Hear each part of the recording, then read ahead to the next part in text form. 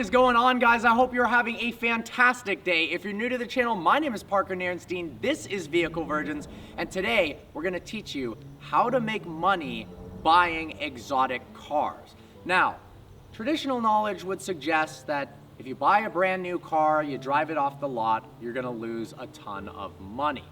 But at the end of the day, it's supply and demand, and it's also time and a place. If you buy the right car at the right time, you can actually make some money, starting with the creme de la creme, the McLaren P1. Now this car in particular, to me, has nothing to do with money. This is my ultimate dream car. As you guys know, I have the McLaren 600 LT, and on my McLaren 600 LT, I have a carbon fiber hood that's actually a replica of a McLaren P1. And on that car, it also has a roof scoop, well, because the McLaren P1 has a roof scoop. Ever since this car originally came out, I have dreamed of the opportunity to be able to own one. And hopefully, very soon, that might become a possibility. So, I'm gonna go over all of the crazy features of the McLaren P1 to tell you guys why this car is so special in the automotive world and also why it's so special to me. But at the same time, I'm gonna help some of you who are in the position to buy cars like this, or really any car in general at the right time and place, make some money and be able to roll around in essentially a rolling investment portfolio. So, the first insane feature of the McLaren P1 has to do with the fact that it's a hybrid. Now, it's got a 3.8 liter twin turbocharged V8, but it also has an electric motor. That electric motor and V8 combo leads to a combined horsepower of 903.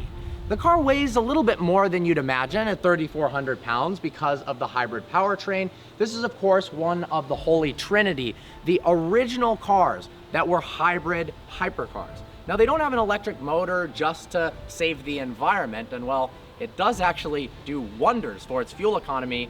It's mostly in the name of performance. Now get this, McLaren actually states that the combined fuel economy of a P1, if driven like a grandma, is 32 miles per gallon. That's right. Now without the electric motor, driving it normally on the highway, it's able to get 20 miles per gallon. And this is a multi-million-dollar hypercar that's faster around most tracks than a Ferrari LaFerrari or a Porsche 918 Spider.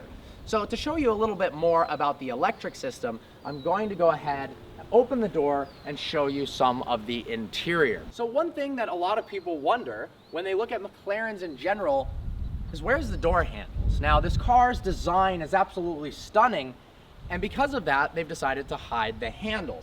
Now, if you reach your hand through here, you can actually reach down in here. This is obviously an aerodynamic element, but mostly for cooling.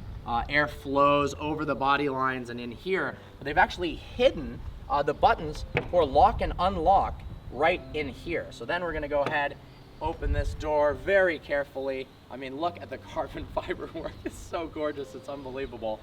And then it exposes the unbelievable interior of the McLaren P1. So I'm gonna go ahead and hop into the driver's seat and go over some of the interior features. Now you can see this car has a carbon fiber monocell. It's one giant piece of carbon fiber that's very lightweight for structural rigidity as well as lightness to make this car have the utmost performance. Now you can see we've got this gorgeous carbon fiber that's actually different than the chassis structural carbon fiber that looks, well, completely different, is constructed in a different fashion. So if we take a look at the steering wheel, unlike Ferrari and Lamborghini, it's very, very simple.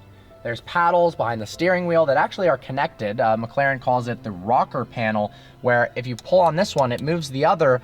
That way you can actually shift, upshift and downshift with one hand. Now, more specifically, the buttons here. We've got DRS. This is Formula One technology because first and foremost, McLaren was a Formula One company, still is.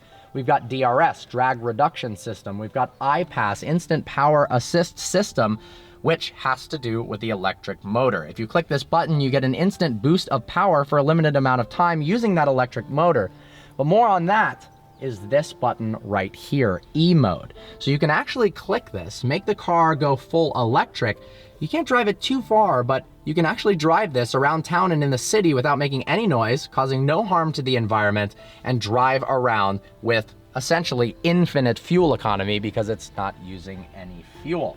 Then of course you can click the boost button. If you don't want to save the environment, you click the boost button, you click the iPass button, and then all of a sudden you've got all 903 horsepower. And trust me, if you guys haven't seen my video on the McLaren P1 that I did in Monterey Car Week, thanks to MF Autos, I was able to drive that car, the carbon fiber blue exposed carbon P1, and it was one of the most life-changing experiences I've ever had. And it was in that moment that I realized that, in my opinion, the McLaren P1 is the best sports car ever created. From the sounds that it makes, to the whooshing, to the induction noise through the roof scoop. Yes, I love the sounds that the roof scoop makes in my 600 LT, but the P1 is at an entirely different level. And the sounds that the turbos make behind your head are just unbelievable. Now, in general, McLarens, they don't sound that great. They sound all right. I mean, I'm not saying McLarens sound bad, but the P1, even in stock form, you don't need an exhaust. You don't need anything. It sounds absolutely epic. Now, I was about to adjust the seat because I'm far, far away from the steering wheel here. I like to sit really close. I've been taught how to sit in a car for proper driving experience and control. But I've noticed that, you know, for weight savings, of course, we don't have power assisted seats. You'll notice that sometimes when you spend more and more money on a car in the sports car segment, you don't actually have any buttons on the side. Instead, you have a lever down here. But in the McLaren P1, the lever is not just exposed metal or carbon fiber, it's actually covered in Alcantara, this synthetic suede material that the seats are made up of here, and the dash, and it's very lightweight and allows the car to look luxurious, yet not actually weigh anything more. So when you pull on that, you're not pulling on cold metal, you're pulling on this beautiful Alcantara. Now this car specifically, while I have an Alcantara wheel in a lot of my cars, I actually prefer leather because your hands don't sweat, you get a little more traction on the wheel, and it's just more comfortable. But looking at the interior of the car, I mean, it's so simplistic. People complained originally saying, hey, I mean, for $1.2 million starting price of a P1 brand new, why does it not have all this glitz and glam? But that's because it's essentially a race car for the road, and that's why in many instances it's faster than a 918 or a LaFerrari. So all we really have is carbon fiber, Alcantara, and a couple of different buttons.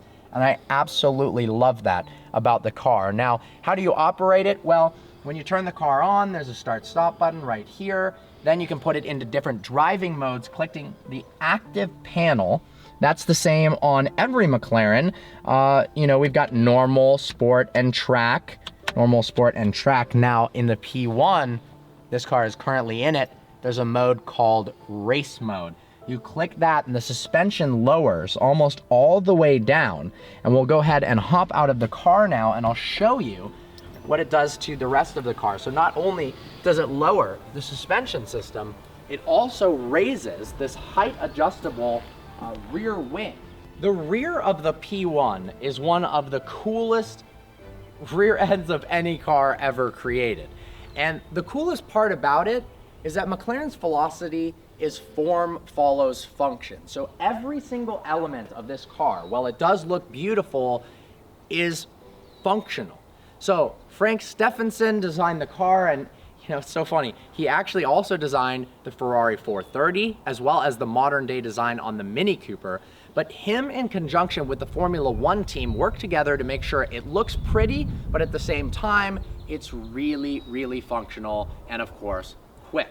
So the rear wing, stylistically, it's gorgeous, but it has all these little elements to make the car faster. One, it's two pieces, so it allows air to pass through or over. Of course, the rear wing can tilt to act as an air brake, and it can also lower down to cause lower drag when you hit the DRS button.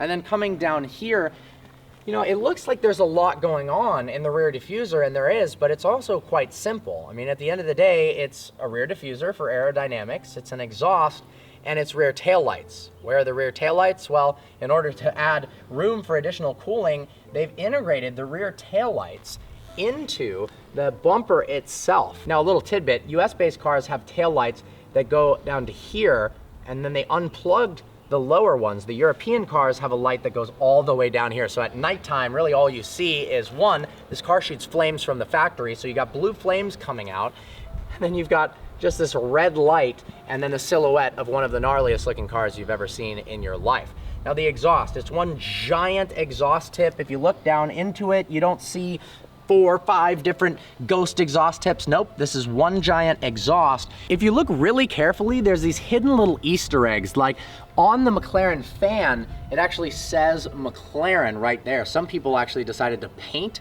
the McLaren so you can see it. And allegedly there's somewhere in here is the Kiwi logo, which was the original logo for McLaren that Bruce McLaren had. The Kiwi is a bird out in Australia that's rare. We've got 2 options for exhaust tip finishings. We've got this titanium finish and this one, the stealth satin black finish, which I think looks absolutely epic. So we're gonna go around to the other side, open the other door, because honestly, the doors on this car are absolutely spectacular. It's interesting, they're so easy to open. Once you get it past a certain point, the car basically springs itself upwards automatically. Now, if you are a P1 owner or potentially going to be a P1 owner shortly, you don't want to close the door like you would normally. So you're going to go ahead and hold it like this and then go ahead and let the door down, because otherwise, if you drop it from all the way, it could shatter the glass here and, well, it's pretty expensive.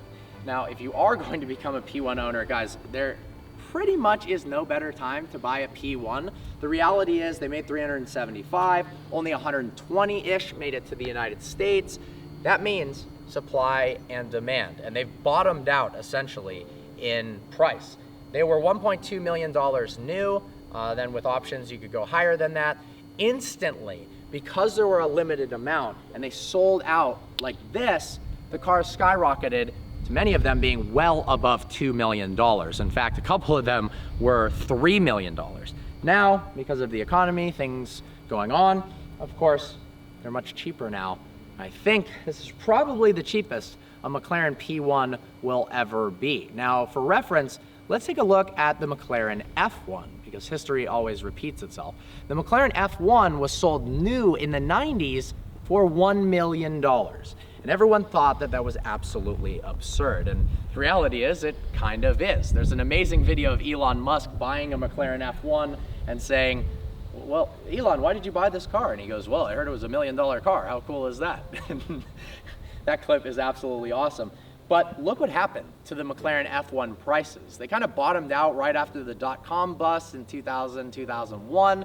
And now, they're exchanging hands for 14, 15, 18, 20 plus million dollars. And even if you take appreciation and inflation into account, the car has gone up in value tremendously. And the same is likely to be true for this. And if you look at the LaFerrari that was in the $1 to $2 million range new, well, at one point they were $4 or $5 million, and now they've gone back down like this. So what I'm trying to help you do is not buy a car at the wrong time. Because if you're the guy who bought the car, and I know many people like this, unfortunately, that bought the car at $4 million because it's hype. It's, oh my gosh, it's $4 million. It must be going up forever.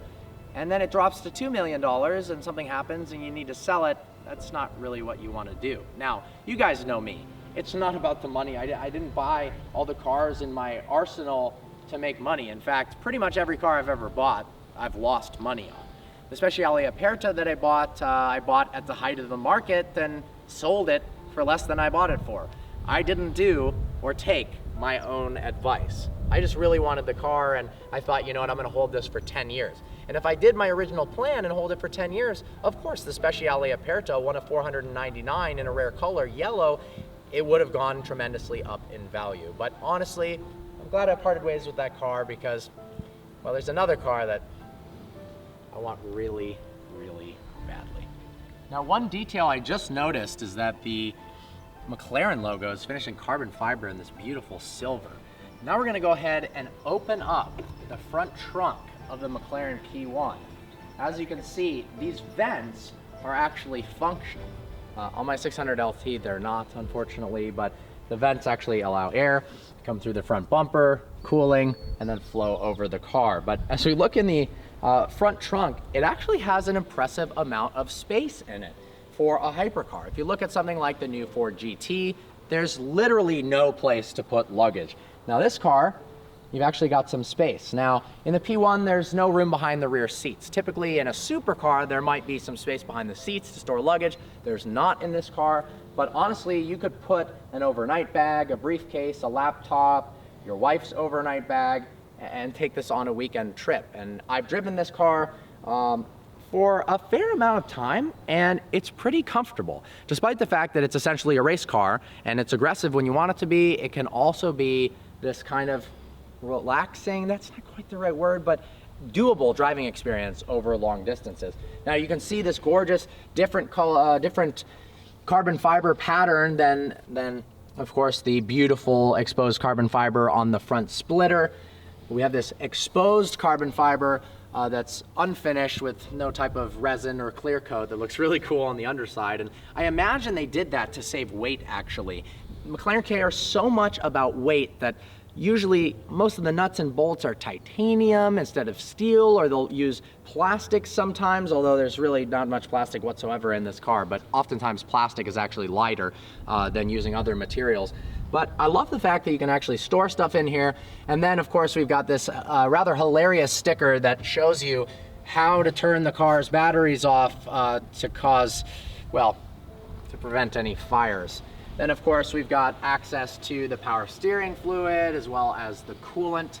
And there's actually a hidden release that I'm gonna leave that a secret of how to open up this front hood.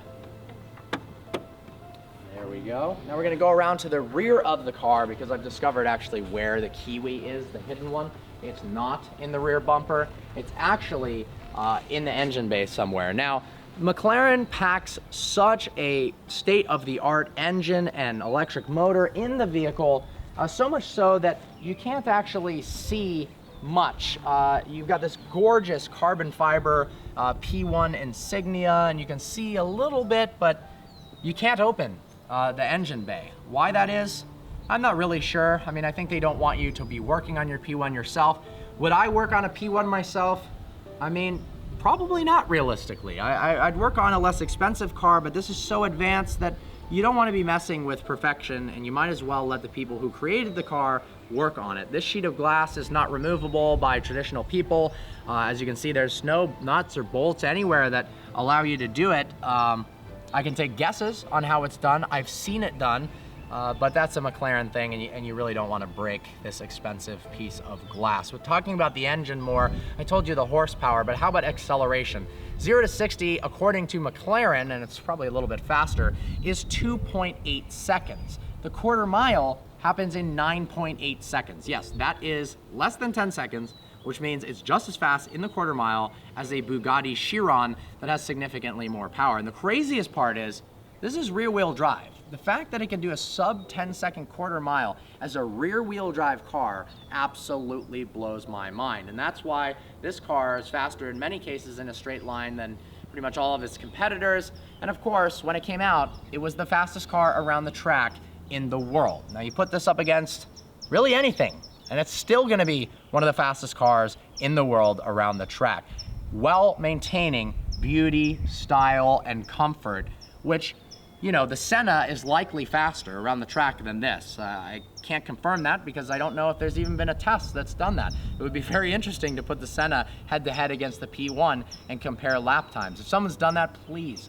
comment below, send me a link, I'd love to see that. Another stylistic element of the rear of the car that I love is this kind of satin flat black that allows air to cool the engine, but at the same time, it's like almost a skeleton. You can see through it. Another one of the craziest features about the car has to do with its brakes. So you'll notice it actually has this kind of mirror finish to it. That's because it's not the same material as your traditional carbon ceramic brakes are. It actually uses technology used in spacecrafts that it just blows my mind that they would put that on a street car. Now that means a bunch of things. One, the brake performance is exceptional. It means that they are incredibly expensive to replace. Brake job on a P1 is to the tune of $70,000 plus if you have to replace the rotors and the calipers and the brake pads, but hopefully you will not have to do that. So if you're looking into buying one, definitely check on the brakes.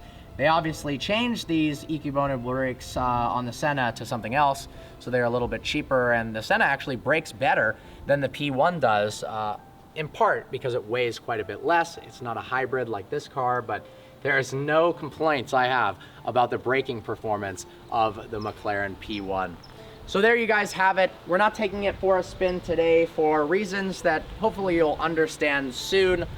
I'm in love with this car. It's the coolest car in the world, in my opinion, for a modern day hypercar, and I think it'll eventually be a classic like the McLaren F1. I hope you guys enjoyed this video. Like always, please browse the channel and subscribe. Remember, new videos every Monday, Wednesday, and Friday at 6 p.m. Pacific Standard Time. Look forward to seeing you in the next video.